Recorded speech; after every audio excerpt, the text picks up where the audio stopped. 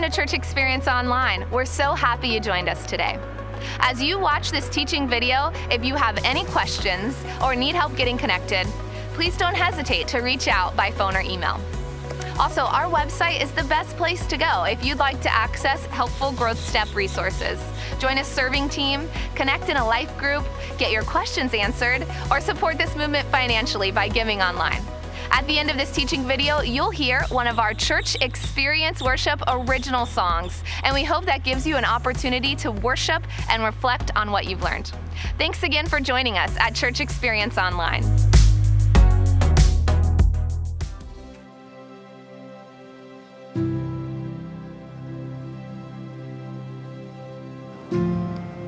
I was what you would call a cold Christian. So I prayed, but that's about it. So when I met my past significant other, I guess, he got me into church. And so we went, but I never really felt like I was a part of the church. And then, at home, I was manipulated and I was sexually assaulted. And then I was moved down here to Florida where I was abandoned by him. It was like you're dropped off there and you're just lost. This is a new state. This is a new place. And there's nothing homey about it. You just don't belong.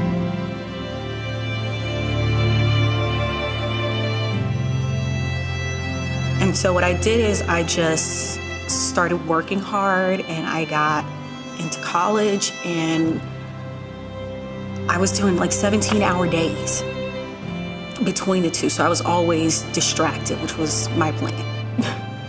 Because if I was distracted, I didn't have to deal with my reality. I wasn't ready to deal with it. And then as the college year came to an end, all my professional fears, my personal fears came to light.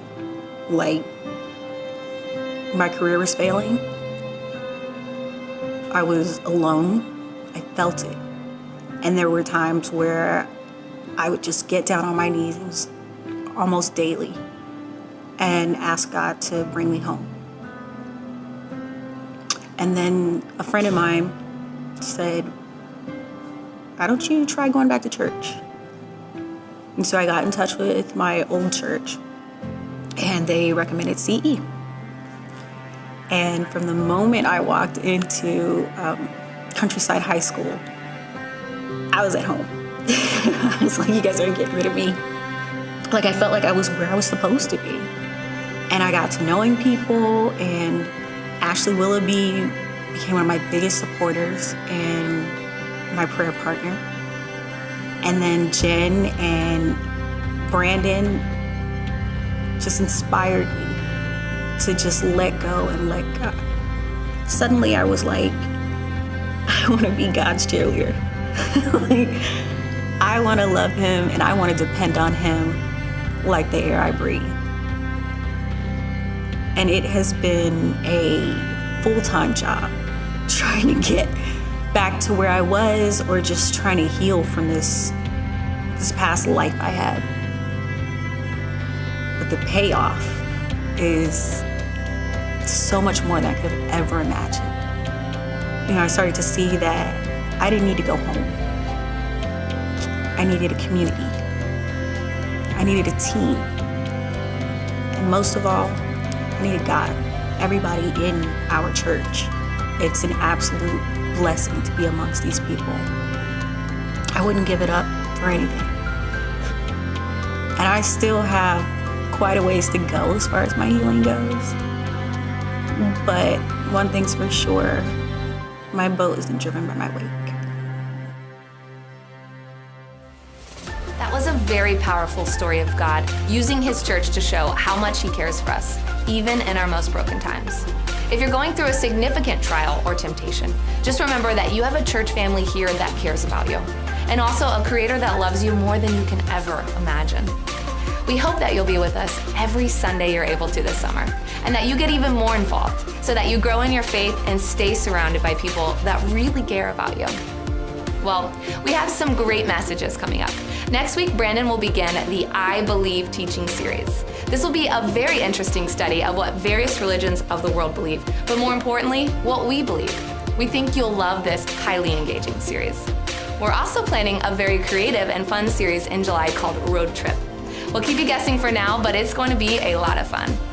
We also have a marriage date night coming this Friday night, growth class in June, an upcoming leadership gathering, a food collection on June 9th for people in need in our community, communion, and more.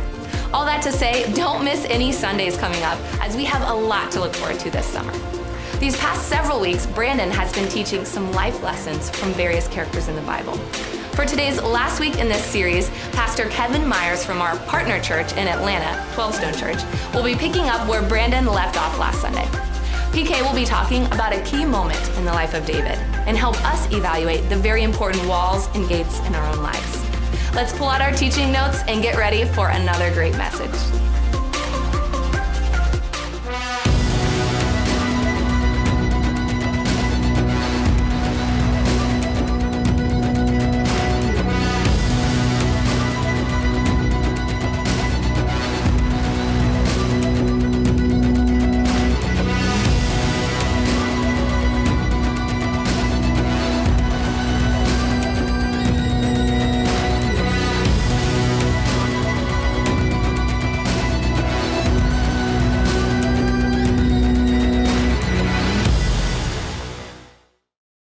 Did the sandcastle stuff either as a kid or you've done it with your kids, huh? Yeah, hands up. Of course we have. Yeah, this is always fun. In fact, I should just try one right here. If you don't mind, let's see what we got. Oh, yeah. Come on, give it up. That's a little more fun. That's sharp light, nicely done again. I haven't lost a touch. And we'd build these sandcastles when I was a kid and help our kids build them and build the walls around them and sometimes a moat. And you know that whole thing goes back to the Middle Ages with the knights and the round table, but it goes back further than that. This whole walls around thing, this goes back to ancient times in the Old Testament. Do you know, David, when he became king over the nation of Israel, the very first thing he did was go take Jerusalem to get himself a city with walls and gates, with walls and gates. Everybody say that with me, with what? Walls and gates. Because the city was no stronger than its walls and gates. You need the walls to keep the bad things out, and you need the gate to let the good things in.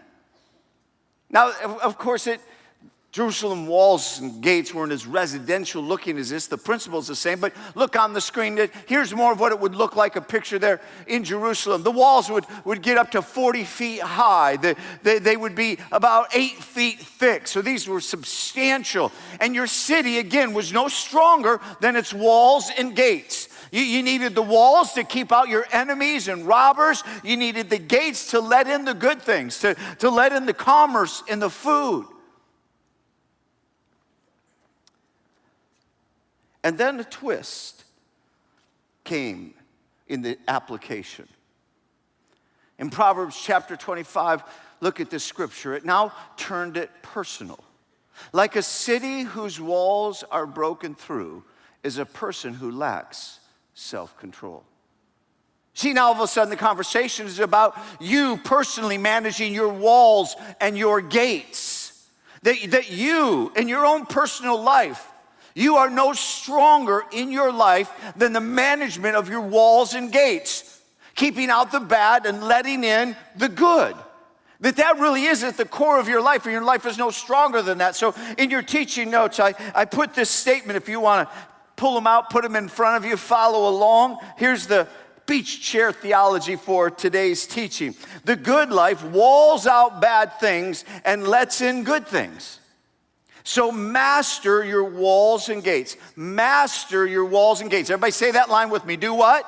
Master your walls and gates. That's all we're talking about today. That's the core of the teaching. As if David is going to grab a beach chair along with Jesus and hang out with us and unpack what we can learn from him, from his failures, from his successes, along this whole idea of walls, keeping out the bad, and gates, letting in the good. which is really a way of saying how you navigate your yeses and nos in your life, because those are the strength of your life. Your life is no stronger than how you navigate yeses and nos, what you keep out, what you let in. Curiously, I've read that there are like 94 times the Bible uses the word yes, but 1,716 times it uses the word no. Now, I don't know if there's anything teachable in that, but it does seem to make sense to this degree. Seems you have to say no about 18 times more often than you say yes, right? Like the city has a lot more wall than it does gate. Meaning there's a whole lot more you got to stand against and say no. You got to know when to say no. You let it in the gate, and you're already in trouble. It's already going to have its way. Several years back, we were in Alabama at Gulf Shores, and Marcia saw this slingshot ride we passed. Any of you ever see the slingshot ride? And she said, we ought to do that. And immediately my wall went up. Of course we shouldn't. Who wants to be the stone in David's sling? That makes no sense. Why would you do that? Oh, because it would be a thrill. No, it wouldn't. It would be horrific. I understood no was the proper answer. She stuck with her yes. I said, well, have at it. And she talked our eldest son into getting on the thing, and he realized later that was stupid. In fact, I knew the answer should be no, unlike this dad you're about to watch, who said yes, but figured out he'd opened up a gate he wished he hadn't. This is just entertaining to me. Check it out.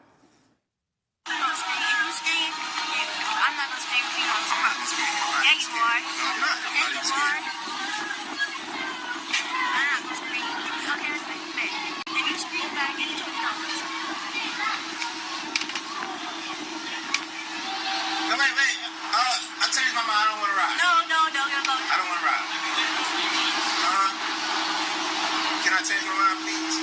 Can I not ride? I don't want to ride anymore. I changed my mind. Can I leave my shoes out? Can I leave my shoes? Get your shoes out.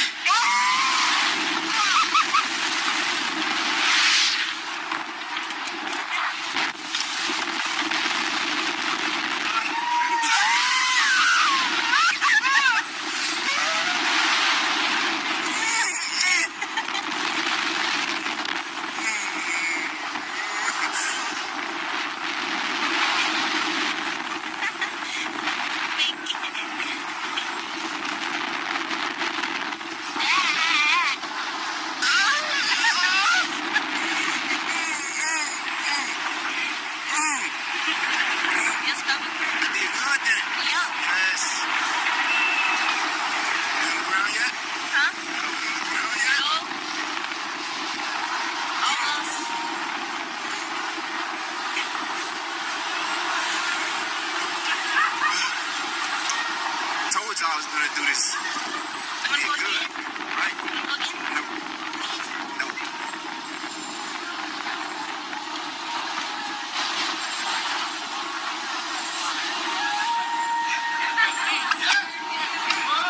What are you doing? Just give it up to him for the entertainment factor. Did you love it at the end? Yeah, I'm the man. Let's stop it. We saw the whole video. I mean, we do that all the time in life. We do stupid stuff, but then as soon as somebody's looking, man, that was so cool. Man, wasn't I awesome? No, that was dumb. I mean, you just did stuff that blows up your family or your marriage or your career or your finances. You're just stupid at a party. I mean, you're making dumb decisions. You're letting bad things in, and you're like, yeah, what did I go? No, we saw the whole video. And he didn't figure out early on it should have been a no. Once you let it in the gate, I mean, it's in. It matters how you master and manage your gates and walls, your yeses and your nos. It is the strength of life. No city is stronger than its gates and walls, and neither is your life. So let's talk about it.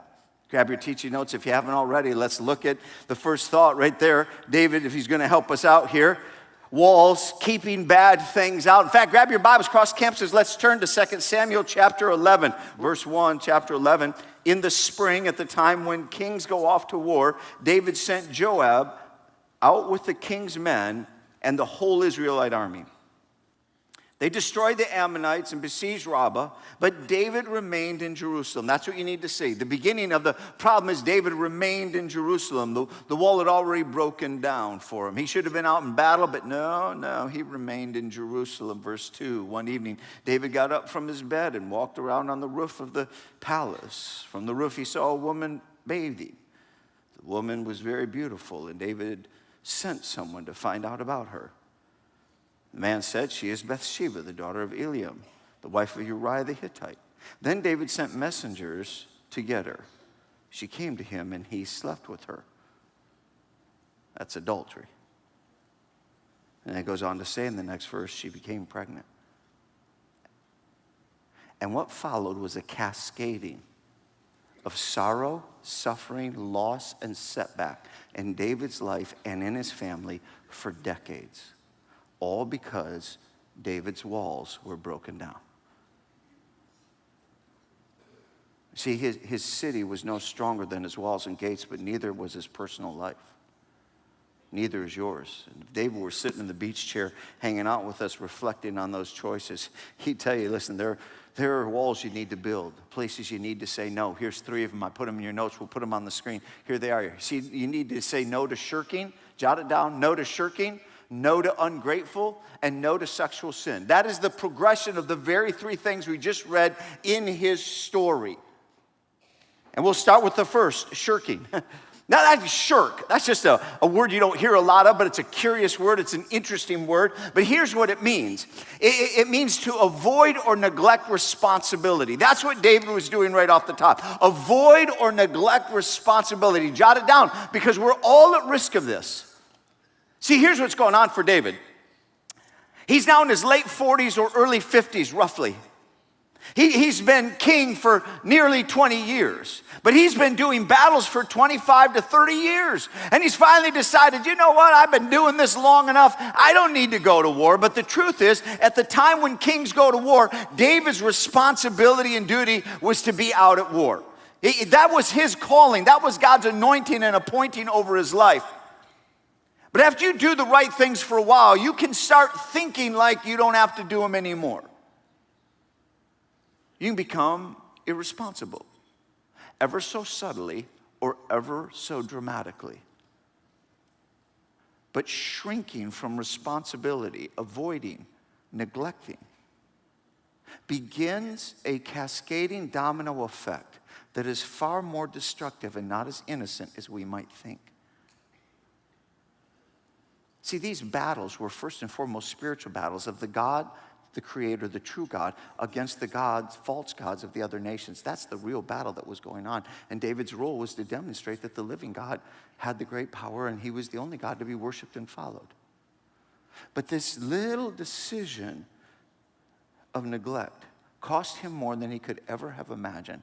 How he wished a decade or 2 later he could have gone back and just put up a wall.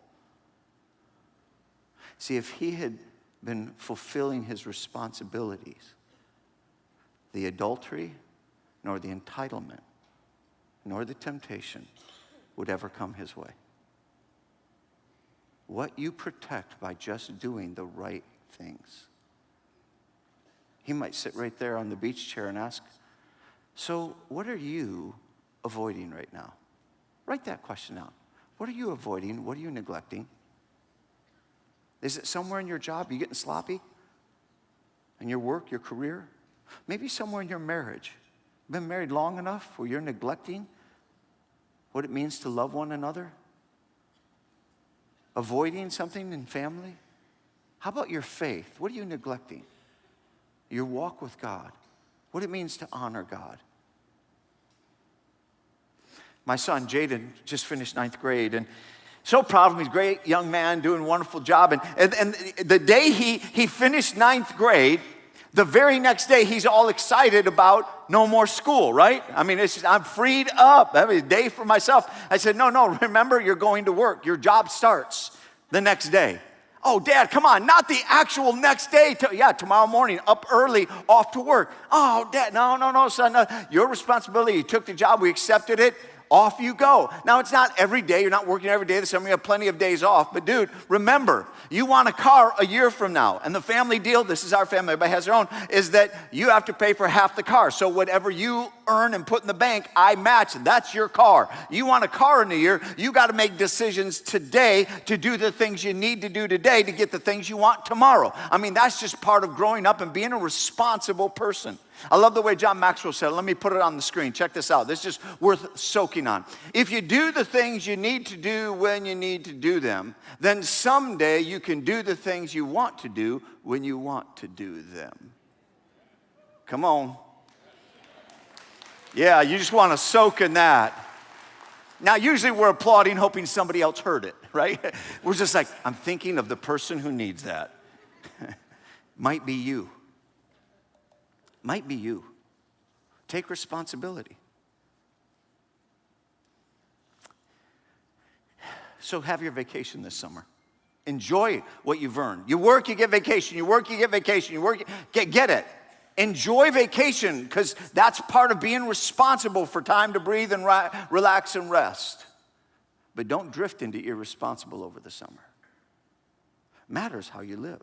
Because listen, when you shirk responsibility, it often dominoes into number 2, ungrateful. Jot it down, ungrateful.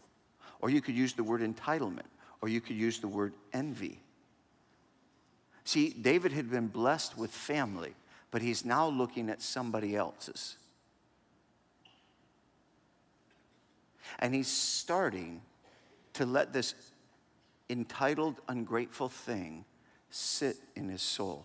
And he needed to put up a wall right there.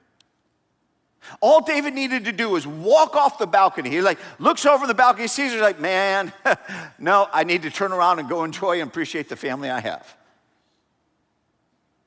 See, when you start pulling back from responsibility, you start tripping into ungrateful.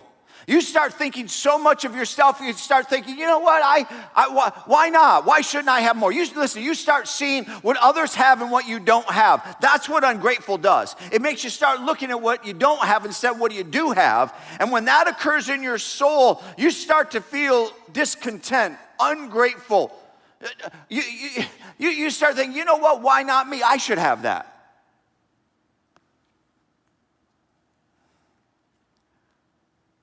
And that will almost always cascade into taking what isn't yours.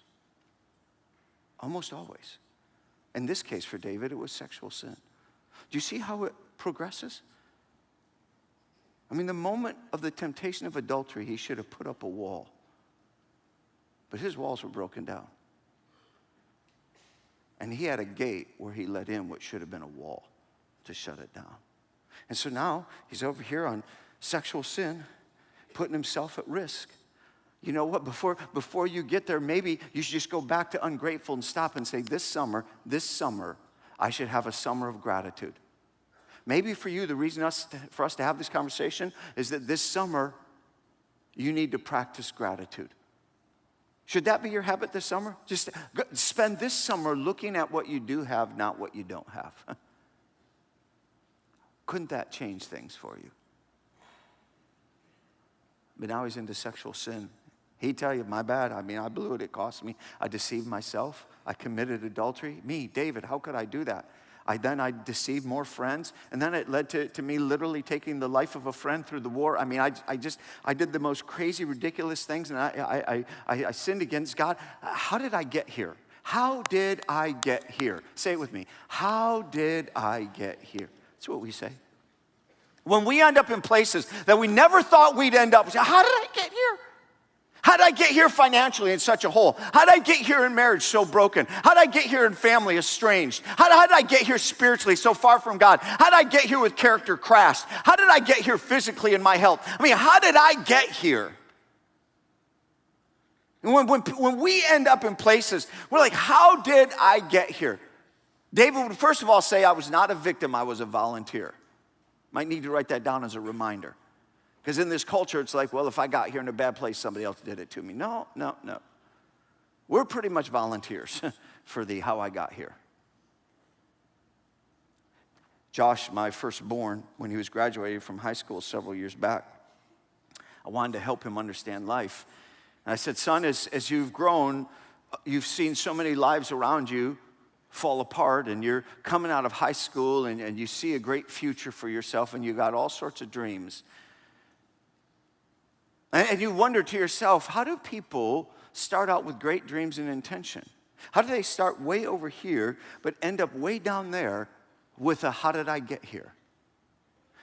They start out in marriage, this is going to be awesome, but they end up with a broken family. Never imagine they'd be estranged from their kids or kids from their parents, and all the baggage that goes with it, and all the sorrow that goes with it. And my character starts here. How does it end up down there? And my vision of life starts here. How do I end up down there? And I believe in God, and I love God. How do I end up down there through college and into young adult life? How do I end up an atheist and far from it? I'm going to be committed and follow God. How do I end up down there? I'm going to be financially responsible. How do I end up down there in stupid places? I mean, how do I blow up my life? So I want him to understand it. So I drove him over to a parking lot. I said, I'm going to help you understand it once and for all. So we stood in a parking lot. It was a blank parking lot. But if not, there would have been from here to that far end, just car after car after car parked alongside. But there were no cars, so all we had was like 20 parking spaces with all the lines. And I said, son, how does somebody go from here to that other end?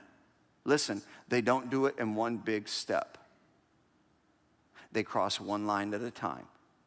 They cross one line at a time. They cross what? One line at a time. See, nobody would cross 20 lines at one time. But when you cross one line, you think it's no big deal. So they stand right here in this spot. Like, oh, I'm going to be this person. This is the dream of my life. But the moment you decide, man, I've been working so hard, I don't need to work that hard. I don't need to show up. I'll send everybody else out. When David said, at the time when kings go to war, he decided to stay home. When you start shirking responsibility in the smallest of ways, you start crossing lines. It's just no big deal. It's just one little line. You're not way down there yet. You just crossed the little line. What's the little line? Where there should have been a wall, you just step over it. Pretty soon you're like, man, I don't know what everybody else is. I've been working harder than everybody else. You get so full of yourself, you start interpreting the world to give yourself the freedom to cross a line and cross another line. And pretty soon you're ungrateful. Pretty soon you're entitled. I want his job. I want her job. So what if it took them 10 or 15 or 20 years to earn that income? Why don't I have that income? I'm good enough for that. And you become ungrateful to your company. You become ungrateful to your spouse. You become ungrateful to the world around you. Pretty soon you just think it's really all about you. You're crossing lines you can't even see. You're crossing because you've absorbed a ingrained, self-absorbed perspective on the world around you. And pretty soon you're comparing yourself to everybody else's social media and their perfectly controlled 10-second moment of a photo that makes it look like they have a life you don't have. You get envious of, and you're like, I got to get that life. And then you think you should have things that you haven't yet been able to afford. So you put yourself in debt that's irresponsible and over your head because you want to look as good and have everything. And why shouldn't you have it? I mean, you've worked hard. You should have it too. And why should they have it? And why should they? And you pretty soon you're crossing lines. You can't even see you're crossing line. Pretty soon you're like, you know what? I'm just going to take it. I'm going to take what ought to be mine. Pretty soon sexual sin and whatever pornography, that's no big deal. The world, they say that's normal. It should be normal. And maybe I married the wrong person. That person doesn't make me happy anymore. God wants me to be happy. I'm down here. God wants me to be happy, so I'm going to please myself. How do we get down here? You just cross one line at a time. By the time David got down here, it wasn't sin, it was satisfying. See, David's life started, when I'm talking to my son, I'm saying, Josh, listen, everybody starts down here with a vision of a beautiful life. You say, oh, I want to please God. But pretty soon you're going to start pleasing people. Pretty soon you're going to start pleasing yourself. And you're down here until you interpret God as he exists to please you. And it says in chapter 11 of 2 Samuel, verse 27, and what David did displeased the Lord.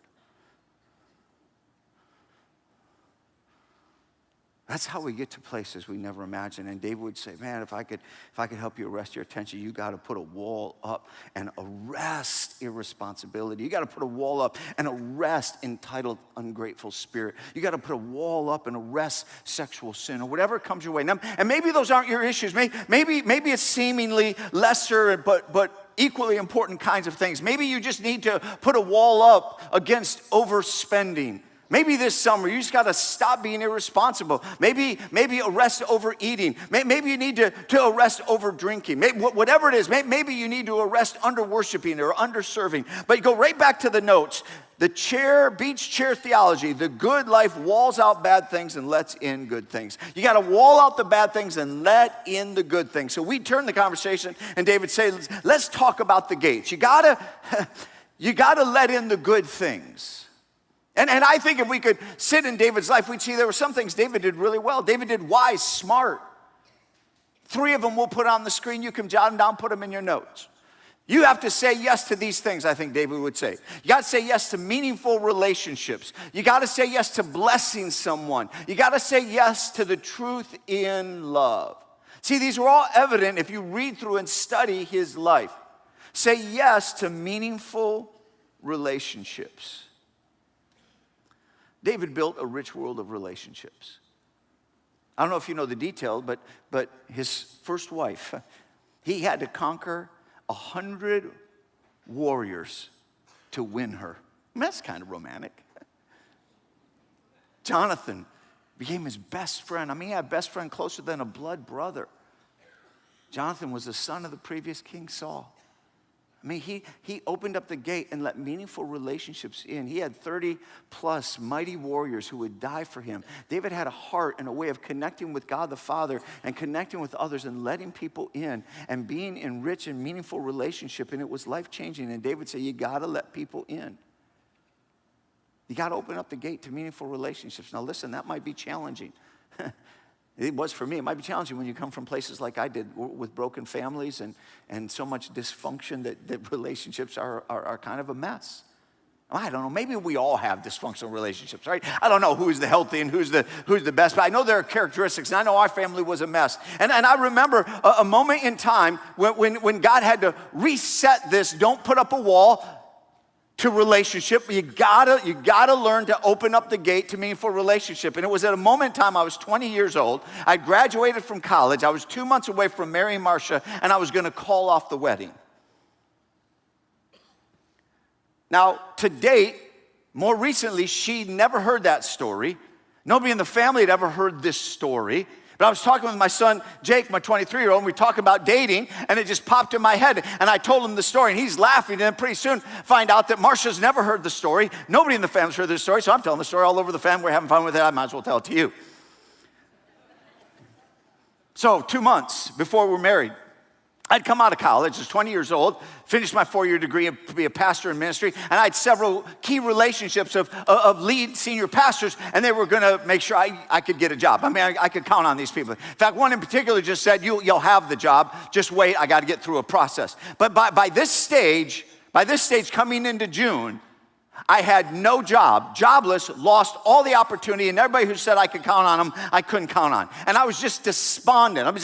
People are disappointing. I'm living in my mom's little duplex rental where she rented, and I'm living with her, and I have no job. I'm financially penniless. I have no prospects of a job. I see no future, and I'm about to get married. Why am I doing that? You know what? I'm thinking as I'm just descending into my funk. Life doesn't work. People disappoint you. I'm going to disappoint Marcia. Why marry her? She's going to disappoint me. I'm probably going to end up just like my family, divorced and broken relationship. You can't let people in. And I'm deciding I'm going to have to put the wall up. In fact, I'm going to work up the courage to call her and call off the marriage. You can't count on people. The world doesn't work. There was this depressive despondency. So while I'm in the living room of our little duplex, painting the walls in the living room that had lawn furniture as the living room furniture, $5 Kmart lawn furniture. I kid you not. That's all we had. When I said we were poor, I mean we were poor. And I'm like, this life just sucks, and you can't count on people, and I'm not going to get married, and this is, I'm too messed up. She's too stubborn. This is never going to work. So I'm working up the courage to call her. Meanwhile, Jake's listening to my story. He's like, Dad, seriously? I almost was not here? That's a big story. He said, so what changed it? I said, rock and roll.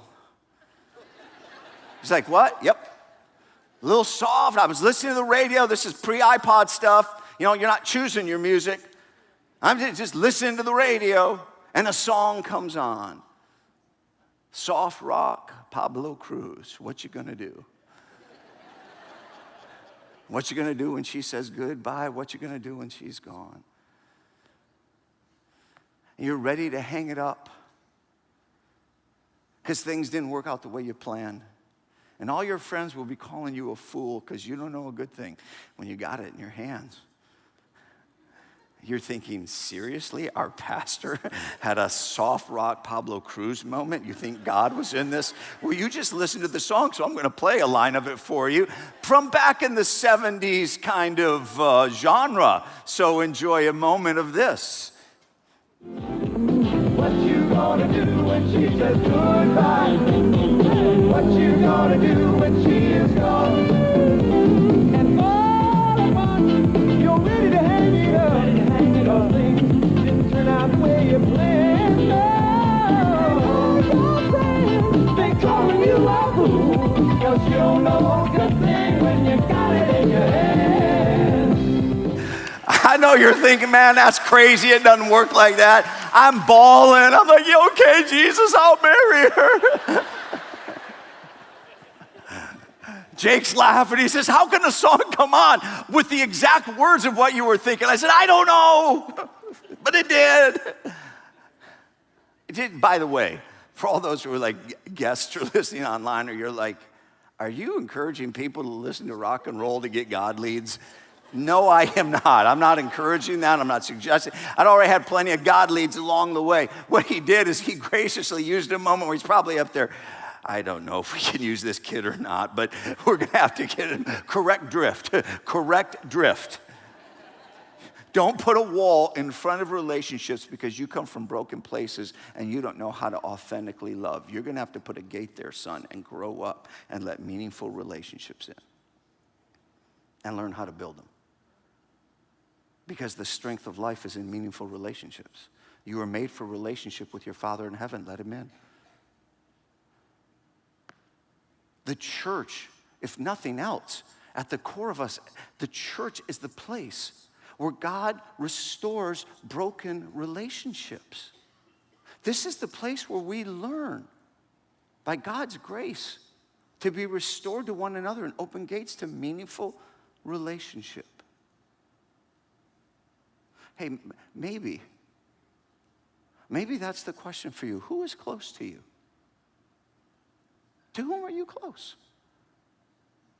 Maybe this new community that God continues to build means you need to connect and open up the gate. Maybe you've been building walls in your marriage, and no marriage grows when you let walls build.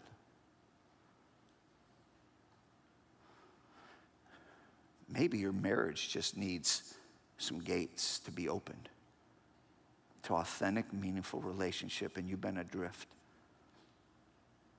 You got to tear some walls down this summer. This is a place where you learn meaningful relationship. And if you put up walls, nobody can help you. You got to open the gate and let people in. That'll be a big decision for you this summer. And yes, it's where you learn things like boundaries. The book from Cloud and Townsend. If you've never read that book, if you come from dysfunctional places like I did in my family past, you need that book to how do you say yes and how do you say no and take back your life. And you don't let unhealthy people at the core of the center of your life. You got to be careful about that. They can be around your life, but you can't let that unhealthy get in. Well, that whole bunch of, see, David would say, oh, if I'm going to help you, you got to let in meaningful relationships. You got to let in, number 2, someone you can bless. Someone you can bless. I love this part of his story in 2 Samuel chapter 9, where he says, who else can I bless? It's curious. Who else can I bless? Who else can I bless? Not a great question. Just who else can I bless? Mephibosheth is the name of the one he discovered he could bless, the son of Jonathan, his once friend who had passed away. And he brought Mephibosheth into his home, opened up his gates, brought him to the king's table, made him like one of his sons. See, we've been called to live sent. To do what, church? Live sent. Since our 30th anniversary, God started a new conversation among us where we are on map. We're to be on mission. God is stirring some things. It's not just a casual conversation. It's not a weekend teaching. This is a transformation that needs to grow in us. What does it mean for us being blessed by God to bless others, to spend our lives asking the question every day, who can I bless? Who can I bless? And David looked over and he saw Mephibosheth and he said, I can bless him. See, with thousands of these stories are building every day around us, and we all get to be a part of it. In fact, I'm literally challenging you, like we should be an army through this summer, an army of 12-stoners going out to the world around us and saying every day, who can I bless? Who can I bless today? Someone in your family, absolutely. Someone in your coworker, absolutely. But who can I bless? This 12-stoner was passing. It was okay, so the rain's pouring down. I love this story. Rain's pouring down, 12-stoner passes this couple that pulled off of the side of the road, flat tire, pouring down rain, horrible circumstance. And you have that moment where you say, oh, I feel so bad for him, and just keep driving. He drove by and had that, you know what? I could bless them. I could. Say it with me, what? I could. I could bless them. I could bless him, I could bless her. Turns the vehicle around, comes up behind him, goes to the door, hey, let me do this for you. Opens the trunk, takes out the spare tire, puts it on in the pouring rain, sets them all up, sends them on their way. Listen, you matter to God, you matter to us at 12 Stone Church, God bless you, and sends them along. I'm like, yeah, come on, yeah. That's blessing someone. See, as you go through your life, you're at the beach, wherever you are, you can bless someone. Let them in. Lastly, I think David would say the truth in love. In 2 Samuel chapter 12, God sent Nathan to David. Nathan came to David and spoke the truth. David, you've deceived yourself. You've sinned against God. You've committed adultery. I mean, he called him on the truth. Here's what I want you to see. David let him in. That's powerful. David didn't put a wall up to the truth. He received it. See, when I ask the question, who is close to you? Maybe one of those people needs to be a truth teller. Because you're no stronger than your gates and walls. And this whole good life comes from walling out the bad and letting in the good. So what is God stirring in you? As I turn the service over to the campus pastors, maybe the daily prayer I put at the bottom of your teaching notes will be helpful to you. God, give me the strength to wait, to wall out the bad things. God, give me the strength to wall out the bad things. God, give me the wisdom to open the gate to good things. Thanks for joining us at Church Experience Online. Please don't forget to check out the website if you'd like to get more connected, learn more, get your questions answered, or support this movement financially. You're now going to hear a Church Experience Worship original song, and we hope this gives you an opportunity to worship and reflect on what you learned today.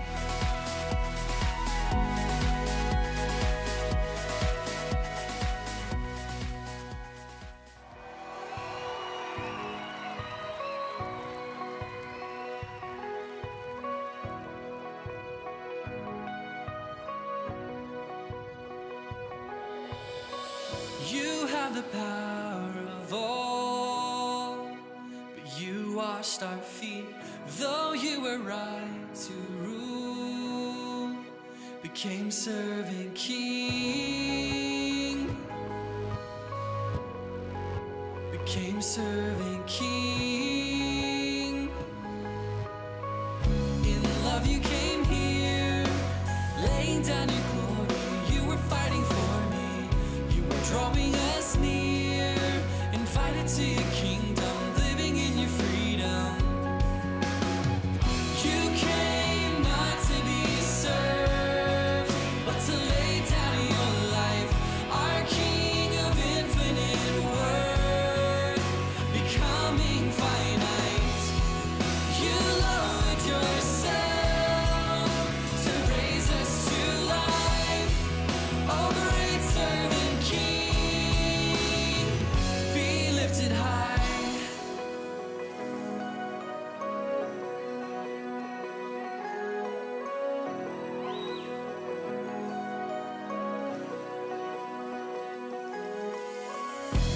calling us to be your hands and feet, serving the lost and least. Great serving King.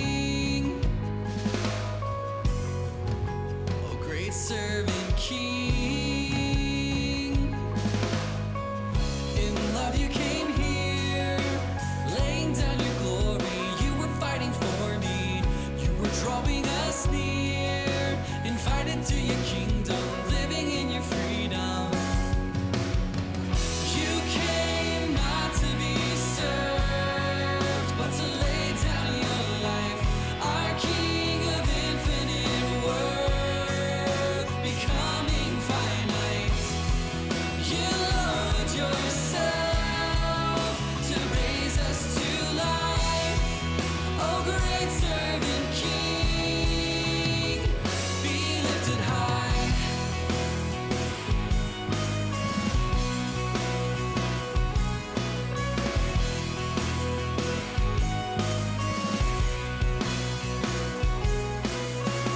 In love you came here, laying down your glory. You were fighting for me. You were drawing us near, invited to your kingdom, living in your freedom. In love you came here.